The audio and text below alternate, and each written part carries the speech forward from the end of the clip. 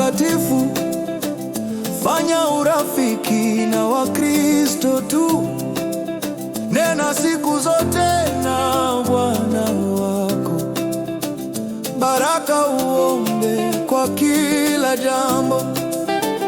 Tafuta daima utakatifu, uwe peke yako ukimwabudu, ukimwangalia Mwokozi wako, utabadilishwa kama alivyo. Yesu nisaidie, Yesu nishike mkono, Yesu niongoze, kutafuta utakatifu daima, peke yangu sitaweza.